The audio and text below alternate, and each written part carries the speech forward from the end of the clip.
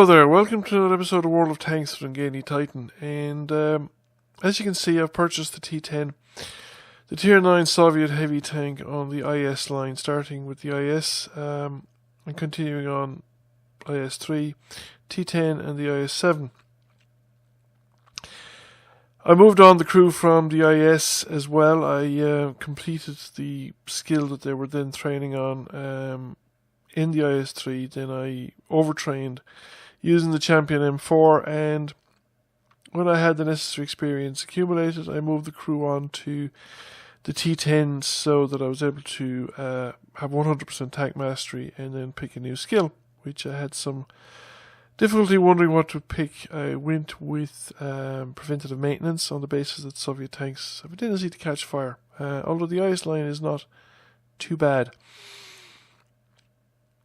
I also used the free XP that I'd accumulated to unlock the BL9 gun, which is the top gun on the IS-3. It is definitely going to be far more friendly to use, shall we say, less stressful to use than the 122mm D25T gun that you get back at Tier 6, Tier 7. Generally, I found it to be a pretty decent gun on the IS-3. Will have difficulty with very heavily armoured tanks, VK4502Bs, Japanese super heavies, Mouse of various types, even with premium rounds. You have to be behind or weak spots to the rear or to the back of the tank, side of the turret and stuff like that in order to penetrate. Frontally, you're not going to make any progress really, as far as I can see. At least I don't, anyway.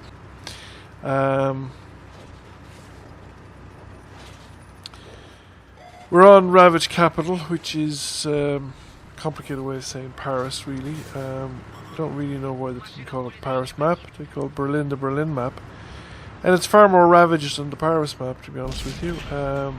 I spent the first couple of shots shooting a block of concrete over there, rather than actually shooting the tanks, which is a bit of a bummer. However, this I found to be a really good spot. I've kind of avoided coming this way a lot in World of Tanks because I found it to be a distinctly unprofitable area to be engaged in, but I came up this way with the T10. It's a kind of way of testing it out. This is my second game of the T10. I haven't played any games since. I've been mucking around with Tier 10 tanks, mostly American. That Tiger 2, I think illustrates the problems that the other team have in this area. He comes in, he gets sight shot on the way in. He then comes out and presents his sight to me, and he's showing quite a lot of tank there. But to be honest with you, I've had experience recently of that location with a heavy tank, and I don't think there's much room to hide. Certainly if there's multiple tanks, I think there's literally not enough room to hide from everybody that might be positioned across the way from you. Because I'm one of 4, 5, 6 tanks that are spread out across this open piece of ground against the enemy tanks, and that central piece of rubble there behind those two, that ruin of a house, is actually quite small, and it's almost impossible to have your tank in there without having some bit of it sticking out, where someone of the tanks spread across this line cannot shoot at it. There's probably others that are equally vulnerable, but this area seems to be relatively free. Of course, the downside is that unless people are driving in or they come out, there aren't many opportunities to shoot back at them. I've now kind of exhausted my repertoire, but I've gotten 6 hits in, which is pretty good. Now, I don't want to go around. I've bought the T10 to concern myself with, and I know that there's a guy down the street as well.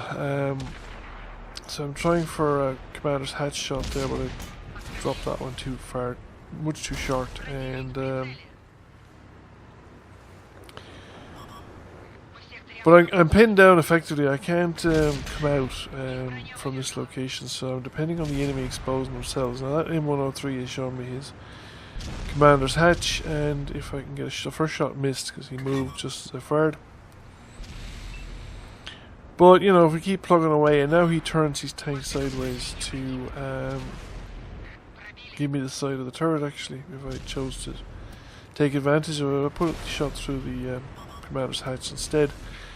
Now at this point I decided to come out and tackle this Type 4 Heavy. However, as usual, I'm fairly clueless when it comes to the front of Type 4 Heavies. I know there are weak spots in it, but I've never quite managed to get it to stick into my brain where the weak spots actually are. So we try the usual suspects. However, one of the things, the nice thing about the T10 is that you generally have the mobility to actually get around. It's actually quite a mobile tank for a heavy tank. I mean, there are British medium tanks that are slower than it, or at least no faster. Now that I'm behind him, I'm pretty secure. I'm going to get the next shot in, and even if the E75 wasn't here, I'd probably get a final shot in before that Type 4 Heavy would be able to do anything about it, simply because from behind like this, I'm probably under the gun depression of his gun. The T10 did venture out to try and help his comrade, and I mess up again by just bouncing that shot off the corner there, just relying on auto aim. It's one of my perennial weaknesses. Back into the path of the E75. The T10 seems to be going for the E75, possibly because I'm more or less at full health. But I'm going to put one into the lower front plate. Doesn't quite finish him off, but he's not going to survive. He's not going to get the time to reload. Overall, I think it's a pretty decent tank. Like I said, I've had 2 battles with it, and the experience has been pretty positive on both occasions. Now, the unfortunate thing is, of course, that I'm probably moving off from the Russians for a while. I'm going to play Americans. There are massive bonus rewards for playing tier 10s at the moment, and most of my all my tier 10s are American or British. So I'm kind of focusing on the American tanks. See if I can get some good results. I also probably need to play, go back down and play some premium tanks just to build up the silver, and then start grinding out some more on the American tank line. So anyway, I hope you enjoyed the video. Thank you for watching. If you have not already done so, please give the channel a subscription, and I will catch you all again soon.